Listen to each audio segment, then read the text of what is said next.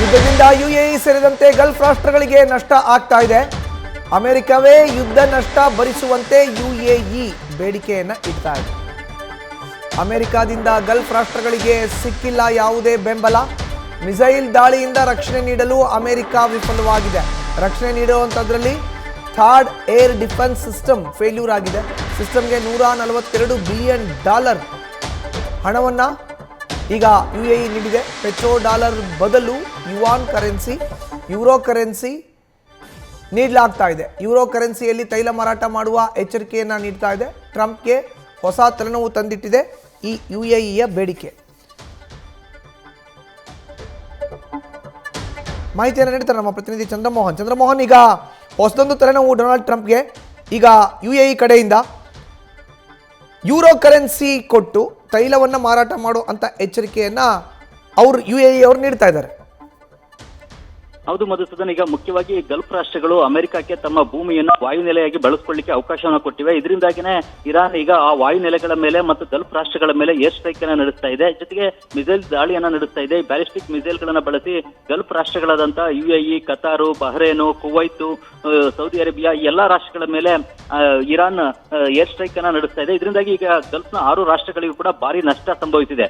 ಮುಖ್ಯವಾಗಿ ಈ ರೀತಿಯಾದಂತಹ ಬೇರೆ ಬೇರೆ ರಾಷ್ಟ್ರಗಳ ಮಿಸೈಲ್ ದಾಳಿಯನ್ನ ತಡಿಲಿಕ್ಕೋಸ್ಕರನೇ ಒಂದು ಏರ್ ಡಿಫೆನ್ಸ್ ಸಿಸ್ಟಮ್ ಅನ್ನು ಕೂಡ ಗಲ್ಫ್ ರಾಷ್ಟ್ರಗಳು ಅಳವಡಿಸಿಕೊಂಡಿದ್ವು. ಅದು ಅಮೆರಿಕದ ಥರ್ಡ್ ಏರ್ ಡಿಫೆನ್ಸ್ ಸಿಸ್ಟಮ್. ಆದ್ರೆ ಈ ಥರ್ಡ್ ಏರ್ ಡಿಫೆನ್ಸ್ ಸಿಸ್ಟಮ್ ಈಗ ಇರಾನ್ನ ಬ್ಯಾಲಿಸ್ಟಿಕ್ ಮಿಸೈಲ್ ಗಳನ್ನ ತಡೆಯುವಲ್ಲಿ ವಿಫಲವಾಗಿದೆ. ಈ ಥರ್ಡ್ ಏರ್ ಡಿಫೆನ್ಸ್ ಸಿಸ್ಟಮ್ ನ ಕೊರತೆ ಅಥವಾ ನ್ಯೂನ್ಯತೆ ಏನು ಅಂತಂದ್ರೆ ಬ್ಯಾಟರಿಗಳು ಕಳಪೆ ಆಗಿವೆ. ಈ ಬ್ಯಾಟರಿಗಳು ಕಳಪೆ ಆಗಿರೋದ್ರಿಂದಾಗಿ ಇರಾನ್ನ ಬ್ಯಾಲಿಸ್ಟಿಕ್ ಮಿಸೈಲ್ ಗಳನ್ನ ತಡೆಯಲಿಕ್ಕೆ, ಅವುಗಳನ್ನ ಇಂಟರ್ಸೆಪ್ಟ್ ಮಾಡ್ಲಿಕ್ಕೆ ಸಾಧ್ಯ ಆಗ್ತಾ ಇಲ್ಲ. ಇದರಿಂದಾಗಿ ಇರಾನ್ನ ಬ್ಯಾಲಿಸ್ಟಿಕ್ ಮಿಸೈಲ್ ಗಳು ಸೀದಾ ಬಂದು ಗಲ್ಫ್ ರಾಷ್ಟ್ರಗಳನ್ನ ಅಪ್ಪಳಿಸ್ತವೆ, ಗಲ್ಫ್ ರಾಷ್ಟ್ರಗಳಿಗೆ ಕಟ್ಟಡಗಳನ್ನ ಅಪ್ಪಳಿಸ್ತಾ ಇವೆ ಮತ್ತು ಬೇರೆ ಬೇರೆ ಇನ್ಫ್ರಾಸ್ಟ್ರಕ್ಚರ್ ಮೇಲೆ ದಾಳಿಯನ್ನ ಮಾಡ್ತಾ ಇವೆ. ಜೊತೆಗೆ ಗ್ಯಾಸ್ ಪ್ಲಾಂಟ್ ಮೇಲೂ ಕೂಡ ದಾಳಿ ನಡೆದಿತ್ತು ಕತಾರ್ನಲ್ಲಿ. ಈ ಲಾಸ್ ಲಾಫನ್ ಅನ್ನೋ ಒಂದು ಗ್ಯಾಸ್ ಪ್ಲಾಂಟ್ ಮೇಲೂ ಕೂಡ ದಾಳಿ ನಡೆದಿತ್ತು. ಇದರಿಂದಾಗಿ ಗಲ್ಫ್ ರಾಷ್ಟ್ರಗಳಿಗೆ ಈ ಯುದ್ಧದಿಂದಾಗಿ ಭಾರಿ ನಷ್ಟ ಸಂಭವಿಸಿದೆ. ಆದ್ರೆ ಗಲ್ಫ್ ರಾಷ್ಟ್ರಗಳು ಯಾವುದೇ ಯುದ್ಧವನ್ನ ಇರಾನ್ನ ವಿರುದ್ಧ ಘೋಷಣೆಯನ್ನ ಮಾಡಿಲ್ಲ.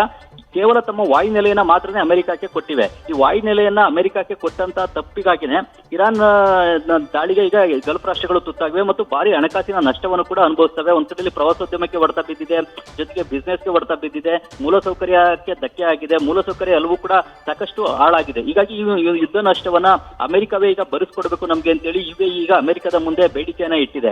ಜೊತೆಗೆ ಗಲ್ಫ್ ರಾಷ್ಟ್ರಗಳು ಕೂಡ ಈಗ ಕಚ್ಚಾ ತೈಲವನ್ನ ಪೆಟ್ರೋ ಡಾಲರ್ನ ಮೂಲಕ ವಹಿವಾಟನ ನಡೆಸ್ತವೆ. ಅಂದ್ರೆ ಪೆಟ್ರೋ ಡಾಲರ್ನ ಮೂಲಕ ಮಾರಾಟವನ್ನ ಮಾಡ್ತಾ ಇವೆ. ಡಾಲರ್ ನಲ್ಲಿ ಮಾರಾಟವನ್ನ ಮಾಡಿ ಡಾಲರ್ ಹಣವನ್ನ ಪಡ್ಕೊಳ್ತಾ ಇವೆ. ಆದ್ರೀಗ ಅಮೆರಿಕ ತಪ್ಪೆ ಸರಿಯಾದಂತಹ ಬೆಂಬಲವನ್ನ ಈ ಸಂದರ್ಭದಲ್ಲಿ ಕೊಟ್ಟಿಲ್ಲದೆ ಇರೋದ್ರಿಂದಾಗಿ ಮತ್ತು ಡಾಲರ್ನ ವ್ಯವಸ್ಥೆ ಕೂಡ ಸರಿಯಾಗಿ ಆಗ್ತಾ ಇಲ್ಲ, ಹಣಕಾಸಿನ ವ್ಯವಸ್ಥೆ ಆಗದೆ ಇರೋದ್ರಿಂದಾಗಿ ನಾವು ಡಾಲರ್ನ ಬದಲಿಗೆ ಚೀನಾದ ಕರೆನ್ಸಿ ಆದಂತಹ ಯುವಾನು ಇಲ್ವೇ ಯೂರೋ ಕರೆನ್ಸಿನಲ್ಲಿ ನಾವು ಕಚ್ಚಾ ತೈಲವನ್ನ ಮಾರಾಟ ಮಾಡ್ತೇವೆ ಅನ್ನೋ ಹೊಸ ಬೆದರಿಕೆಯನ್ನು ಕೂಡ ಅಮೆರಿಕಕ್ಕೆ ಹಾಕಿವೆ. ಒಂದ್ ವೇಳೆ ಏನಾದ್ರು ಡಾಲರ್ ಅನ್ನ ಬಿಟ್ಟು ಯುವಾನ್ ಕರೆನ್ಸಿ ಮತ್ತು ಯೂರೋ ಕರೆನ್ಸಿನಲ್ಲಿ ಕಚ್ಚಾ ತೈಲದ ವ್ಯವಹಾರವನ್ನು ನಡೆಸಿದ್ರೆ ಆಗ ಡಾಲರ್ನ ಪ್ರಾಬಲ್ಯಕ್ಕೆ ಜಗತ್ತಿನಲ್ಲಿ ಹೊಡೆತ ಬೀಳುತ್ತೆ. ಅದು ಅಮೆರಿಕಕ್ಕೂ ಕೂಡ ಹೊಡೆತ ಬೀಳದಂತಾಗುತ್ತೆ ಮತ್ತು ಡಾಲರ್ನ ಮೌಲ್ಯ ಕೂಡ ಕುಸಿಯುವಂತ ಭೀತಿ ಅಮೆರಿಕಕ್ಕಿದೆ. ಹೀಗಾಗಿ ಈ ಬಿಕ್ಕಟ್ಟನ್ನ ಈಗ ಡೊನಾಲ್ಡ್ ಟ್ರಂಪ್ ಅವರು ಪರಿಹರಿಸಿಕೊಳ್ಬೇಕಾಗುತ್ತೆ. ಯಾವ ರೀತಿಯಾಗಿ ಪರಿಹರಿಸಿಕೊಳ್ತಾರೆ ಅನ್ನೋದನ್ನ ನೋಡ್ಬೇಕಾಗುತ್ತೆ. ಗಲ್ಫ್ ರಾಷ್ಟ್ರಗಳ ಬೇಡಿಕೆಗೆ ಡೊನಾಲ್ಡ್ ಟ್ರಂಪ್ ಮಣಿತರ ಹೇಗೆ ಅನ್ನೋದನ್ನು ನೋಡ್ಬೇಕಾಗುತ್ತೆ. ಮಧ್ಯದಾಗಿ ಯುದ್ಧ ನಷ್ಟವನ್ನ ಭರಿಸ್ಕೊಡಿ ಅಂತ ಕೇಳ್ತಾ ಇದ್ದಾರೆ. ಎರಡನೇದಾಗಿ ನಾವು ಡಾಲರ್ ನಲ್ಲಿ ಕಚ್ಚಾ ತೈಲವನ್ನ ಮಾರಾಟ ಮಾಡೋದಿಲ್ಲ, ಬದಲಿಗೆ ಯುವಾನು ಮತ್ತು ಯೂರೋ ಕರೆನ್ಸಿನಲ್ಲಿ ಮಾರಾಟ ಮಾಡ್ತೀವಿ ಅಂತ ಹೇಳ್ತಾ ಇದ್ದಾರೆ. ಜೊತೆಗೆ ಈ ಒಂದು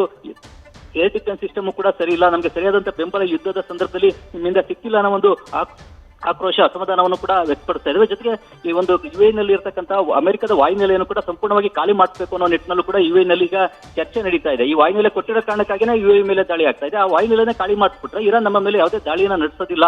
ಆ ಕಾರಣಕ್ಕಾಗಿ ಆ ವಾಯುನೆಲೆಯನ್ನ ಖಾಲಿ ಮಾಡಿಸ್ಬೇಕು ಅನ್ನುವ ಚರ್ಚೆಯನ್ನು ಕೂಡ ಈಗ ಯುಎಇ ನಡೆಸ್ತಾ ಇದೆ. ಮಧುಸೂದನ್, ಧನ್ಯವಾದ ಚಂದ್ರಮೋಹನ್ ನಿಮ್ಮ ಮಾಹಿತಿಗೆ.